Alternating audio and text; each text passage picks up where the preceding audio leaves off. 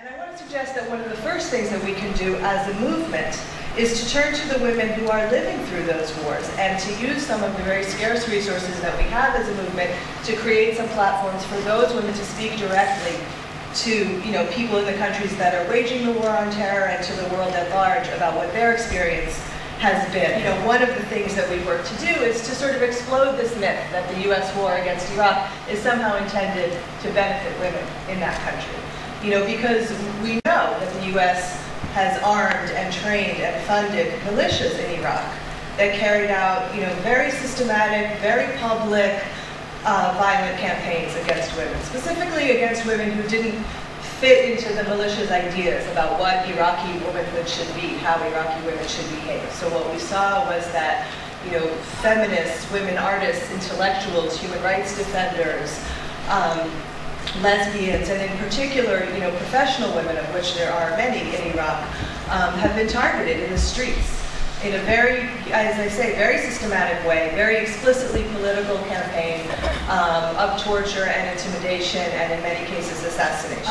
And I think that, as long as the U.S. government is committed to this basic premise of the war on terror, whether they are waging it in one country or another country, that this claim that the U.S. is waging this war in defense of women's rights is going to continue to be very useful to them. But I also think that we're going to continue to need to fight that co-optation of our demand that governments be accountable to combating violence against women. One of the ways to do that, rather, is to really demand that governments uphold the full range of women's human rights, including women's rights to be free of war, to be free of military occupation.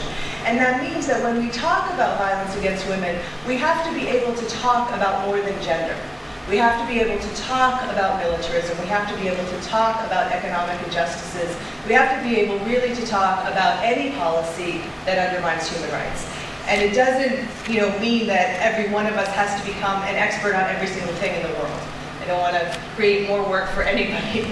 But I think it does mean, and I'll wrap up with this, that whatever issue we're working on, whether it's violence against women or land rights or HIV/AIDS or reproductive health, we need to act with an awareness of how our piece of the puzzle fits into the larger whole and relates to what everybody else in this room, in this movement, in other social movements is working towards.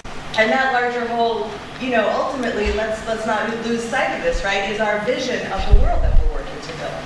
And I think that, when we keep that vision, firmly in front of us as we're doing this work of determining, what should be our demands, how should we be acting, who should be our allies, that it's that, that vision that we need to continue to be articulating and testing and sharing with one another. But when we keep that, very front and center in our work, that we're going to be in a stronger position to resist co-optation, to recognize who really are our allies, and to push a political agenda that we determine.